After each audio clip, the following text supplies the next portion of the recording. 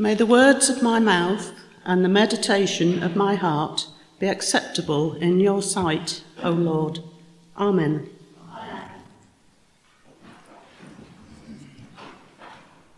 Today's reading from Mark 4 tells us of storms in our lives.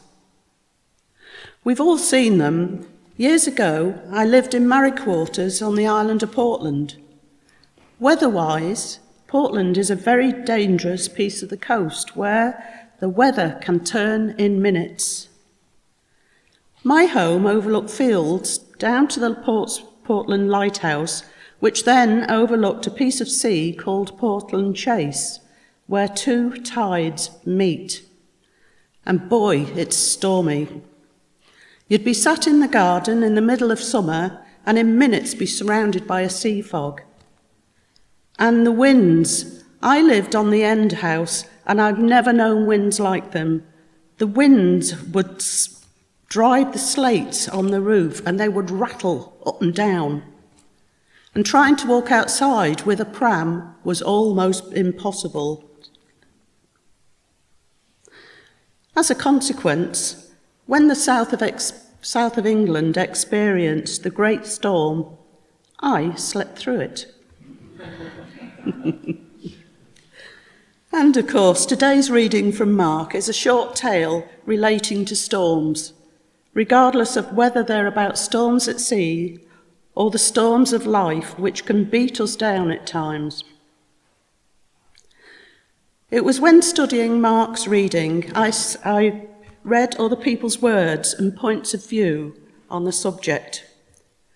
I read that when Martin Luther preached on our story from Mark, he began by saying, "The first lesson of this gospel is that if you want to be a Christian and want to have the good news of Christ, you must anticipate rough weather, for it is inevitable."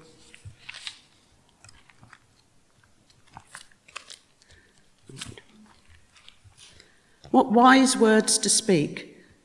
I kept these in mind when I thought about Mark's reading. Then I thought about the Sea of Galilee, which is a beautiful body of water. It's surrounded by hills, and because it's hundreds of feet below sea level, it's prone to sudden and violent storms, like the one in today's reading from Mark. You could be out on a boat, enjoying a beautiful day, and quite literally, out of the blue, a life-threatening storm could hit your boat.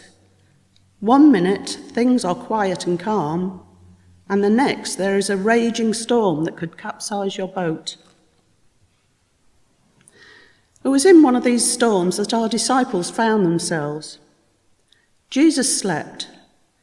He trusted God and knew he was safe. But the disciples were new to trusting Jesus. And many of them were fishermen who knew what the Sea of Galilee was like, and they were more than worried. "Why are you sleeping?" they desperately shouted at Jesus. "Teacher, we are going down. Don't you care?" Jesus awoke. And reading from the Message Bible, Jesus said, "Awake now." He told the wind to pipe down, and said to the sea, "Quiet, settle down." The wind ran out of breath, and the sea became as smooth as glass. Jesus reprimanded the disciples, "Why are you such cowards? Don't you have any faith at all?" The disciples were awestruck. "Who is this? Even the wind and the sea are at his beck and call."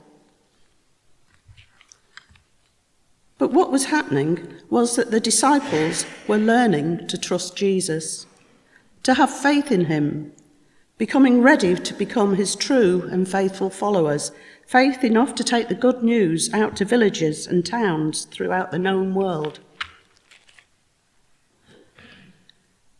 And us, where do we stand in this Bible reading? It might be many of us here today have felt at times as though we'd been on a sinking ship in the middle of a storm, or felt like crying out for help and wondering, so where is God? This is the point that may be difficult to explain or understand. In reading and musing and studying, I read that faith slowly starts to become stronger in the middle of a storm. Odd, I thought, or is it? You see, I've found that as I've developed throughout my Christianity, that prayer really helps. Telling God really helps, and our conversations with God are totally confidential. God really doesn't mind what we say to him. God has very broad shoulders that will carry all our troubles. God doesn't mind us ranting and raving about our storms. God will not judge us. God will listen and go through our storms with us. And by this, we'll slowly recognise his faith in us.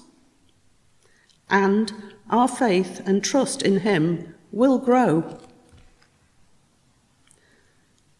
You see, by giving our storms to God, we are also learning to pray with him. And boy, does praying help. And as we discover in our hearts that peace slowly comes back to us, our lives will come back to stillness. In Martin Luther's words again, even though he sleeps, Christ is our boat. Jesus is with us, his present-day disciples. Today's message from this Bible reading to each of us today is one of faith. Faith doesn't change the storm. Faith changes us. Faith doesn't go round the storm. Faith goes with us through it. Amen.